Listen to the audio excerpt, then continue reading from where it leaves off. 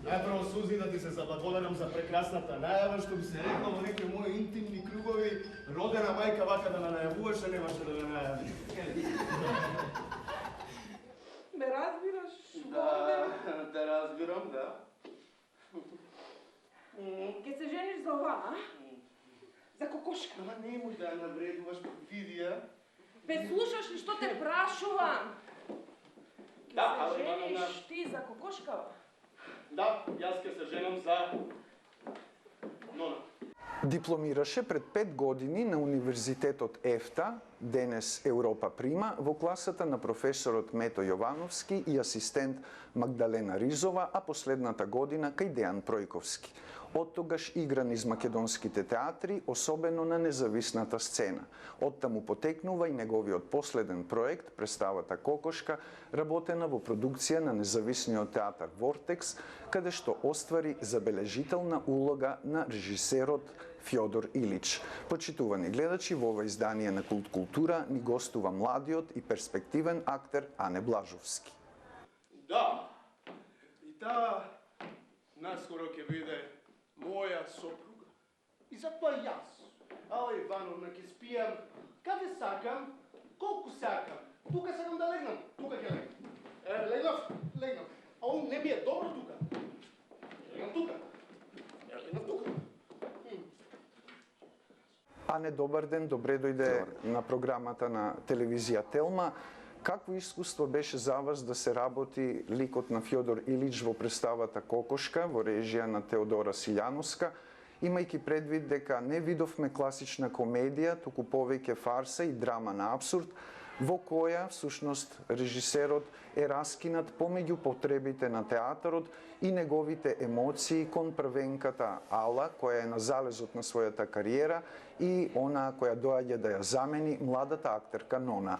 Кога дипломирав пред 5 години, кога ги градев тие ликови кои ги играв во некој период, некако основата беше јас во околината, јас и сите мои пориви, нешто да се постигне и така натаму, но како помина времето, се повеќе почнав да се бавам со околината и колку таа може да биде по мене погубна, да остави трајни последици, нели? Или јас како околина на некој можам да оставам трајни последици. Така што тоа беше некоја основа, некоја инспирација, бидејќи пред се ова се луѓе, овие четворица луѓе живеат заедно и си стануваат секој невие и не забележуваат колку се на некој начин токсични едни за други. Исто така би додал дека ова е представа во која се обработуваат и неискажаните емоции како тема, кои потоа резултираат со некакво стихино однесување, кој па подоцна резултира со тоа кога ќе пукне балонот, не знаеме веќе кој проблем да го решиме. АТМОД и други културни институции, дали сум јасна, имате ли прашања? Јас не гледам во тоа ништо криминално, Ала Ивановна, во што е проблемот? Ма ти не знаеш, Ајде, ти уште не си ги одиграла сите главни големи улоги во твојот живот, ајде стану. Ала! Дали ги забележавте цитатите и парафразите од текстот на Чехов Вујко Вања во представата Кокошка, имајќи предвид дека авторот Колјада земал делови за да на некој начин ја искритикува баналноста и самосожалувањето кај луѓето? Би рекол Вујко, но би додал дека има црти на Галебот од Чехов, а некаде и во мојот лик мислам дека, тоа е моje мислење, дека има некои црти на Хамлет. Во некои мали сегменти кога ликот се осамува сам со себе и покрај другите околу него, он ги има некои дилеми, преиспитувања, би рекол, како што ги има Хамлет. Вујко, да, но ние повеќе го земавме како референца Галебот. Ала е, нели, еднаква со Аркадина. Фјодор може да биде и во одредена мера во односот со Нона Тригорин, но може да биде и Треплјов. Нина Заречна се разбира дека е Нона. Васја и Дијана се сите други ликови кои го красат Галебот, без кои Галебот не би постоел. Да! Влегува во театарот со мисионерска ревност посветена за после 12 хистерилни испади, 10 представи, 5 љубовници и 8 пијанства. Конечно да свати дека можела да ги изостави 4 години учење и 5 скапи работилници. Луѓе мој! Режисер игравте и во представата Грета во продукција на независниот театар Златен елец. Тоа беше дуодрама на која работевте со вашата колешка Димитрина Мицкоска. Она што беше фасцинантно е кревањето на таа тензија додека се подготвува театарскиот чин. Тоа беше всушност самата представа. Па од каде црпевте инспирација за ликот на режисерот? Дали можеби позаимувавте нешто од наши познати режисери? Тоа беше 2021 година, јас сум дипломиран 2019, измеѓу нели короната, и тоа е многу кратко време за еден млад режисер да осознае како реагираат и лично да ги види сите. Тоа се практично 8 режисери, мислам, 8-7, така некако.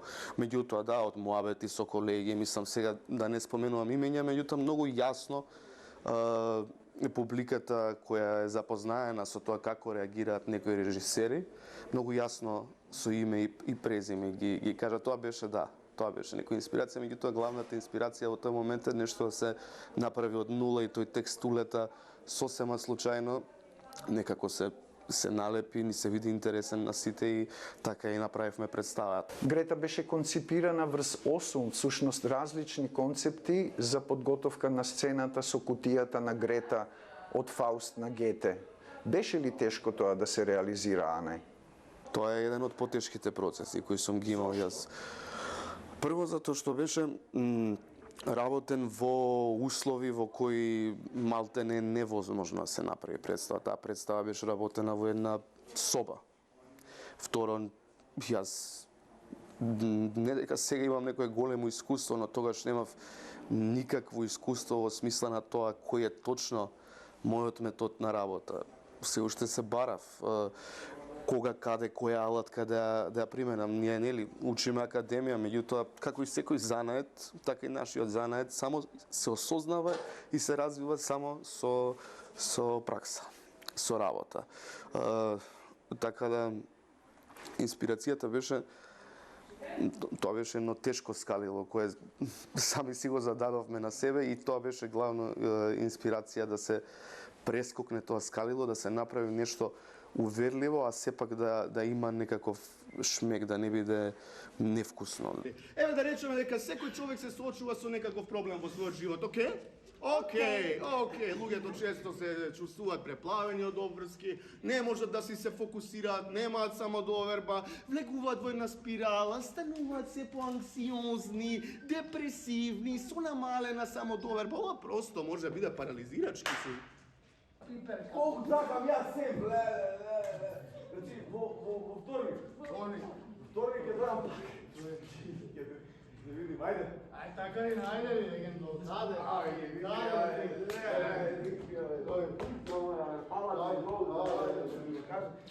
Абе, кај ќе вратата, бе? Кај Златен елец и со режисерката Тамара Стојановска работевте и на представата Хинкеман, а исто така и на Сина Сенка, работена по текстот на Брајан Рейнолдс, каде вие толкувавте 3 различни ликови, па би сакал да ни кажете како се подготвувате кога во текот на една изведба треба да се менувате. Значи, секој лик има одредена емоција и интензитет, тоа треба да го запрете, да продолжите со друга емоција и интензитет, можеби и трета, кај третиот лик, па да се вратите повторно. Како оди тоа кај вас? Јас некако го поимам тоа дека и покрај сите методи кои ние ги проаѓаме и ги учиме, ги изучуваме, ги применуваме, сепак се е работа на мисла, на мислата која имаме внатре. И сега мојата мисла зависи каде е фокусирана. Јас знам точно моите ликови во одреден момент што мислат, што чувствуваат, каде го чувствуваат тоа, каков, не знам, можеби каков материјал има нивното чувство, не знам дали ги боли во лакт, можеби во стомак, и сето тоа од кога ќе се запише убаво и ќе се изанализира, кој ќе се даде еден добар темел во кој јас верувам, а ако верувам значи има нешто мое, без јас свесно да му го дадам на мојот лик во анализата, тоа се е работа на пракса. На повторување. Мислам дека тоа е некоја основа во нашата професија, тоа повторување. Да. И тогаш многу е лесно да се шифтаат. Играте на независната сцена исклучително често, како ја објаснувате таа потреба? Воедно сум сигурен дека младите актери мора да работат и мора да најдат начин. Условите секако се тешки, но условите во секоја професија се тешки. Не треба ние многу тоа да си го земаме при срце. Тоа е генерално желбата. Јас имам желба да растам во мојата професија и да стекнувам некаков континуитет, да се осознавам себе си како актер, а потоа и публиката да ме дознае нели како актер, бидејќи ние работиме на крајот од денот за публиката и живееме од публиката. Публиката нека оцени дали е тоа добро, недобро, квалитетно, неквалитетно, но јас чувствувам дека имам што да кажам, што да пренесам. Тоа е некој мотор кој мене ме движи за среќа. Јас морам да ги спомнам Бобан и Тамара, како завршив јас 4-та година, стапивме во контакт со Тамара, која тогаш уште беше студент. Јас почнав да играм кај неа во испити, па потоа во првата представа, во втората представа, во Хинкеман, во Сината сенка и заедно растеме и јас како актер и она како режисерка и театар Златен Елец како театар. Нив ги споменав затоа што се навистина, посебно на Бобан би му оддал некој јавно признание што е заслужен за сите тие представи да живеат многу повеќе од што независни представи правени во независна продукција имаат обично век на траење. Така да тоа некако се поклопија тие коцки, и секако тука има и други режисери, Теодора Силјановска, Дамјан Читкушев, Андреј Светановски, Борис Василевски. Ги споменувам да кажам дека сепак имав некаква среќа да се обкружам на почетокот со луѓе кои се вредни и работат и ми даваат мотив и јас да работам. Тоа е само влечење на појасот на шефовите и отпуштање за нас. Сиромавите луѓе се полоши од животни. Грефа се зборува така. Да. А како може сиромав човек да сгреши, госпожо Хинкеман? Ако постоеше рак, ние автоматски ќе го заслужавме нашето место таму. Прво затоа што сме толку зафатени и само брзаме во гужвата, така што немаме време да си решиме. И како тоа е само фер плаќање од нивна страна, Јуџен, бидејќи од дистанца гледаат, благодарам госпожо Хинкеман, како се мачиме за да го изградиме нивниот рај на земјава. Колку често се појавувате на аудиции за вработување во нашите театри и каков е вашиот став по ова прашање? Од кога сум завршен до сега сум бил на некои 5-6 аудиции. Едноставно треба да постојат аудициите, треба и да се подразмисли кој седи во жирија на тие аудиции и кој кажува дали е задоволен од некого или не е задоволен, па еве ние да се прашаме дали сме ние задоволни од тие што седат во комисијата, нели?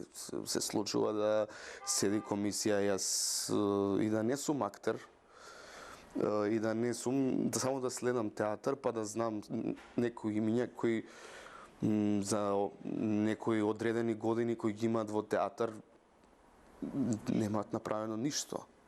Може ли младиот актер во Македонија да живее исклучиво од сопствениот труд? Не. И по мене во овој 21 век млад човек е многу погрешно да се сведе на да знае само една вештина. Ова време нуди многу можности и треба да сме малку поотворени. Што сакам да кажам, тоа јас работам други работи од кои живеам, кои имам како вештини. Меѓутоа мојот фокус е на театарот. Кога театарот се работи, се друго оди во заден план, во втор план. Тешко е да се живе, освен ако не си вработен, меѓутоа и не е нешто најтрагично, мислам. Јас ви благодарам многу за разговорот. Ви благодарам и на вас. Тоа беше младиот актер Ане Блажовски во Култ култура, а вие, почитувани гледачи, останете на нашата програма и имајте пријатен ден.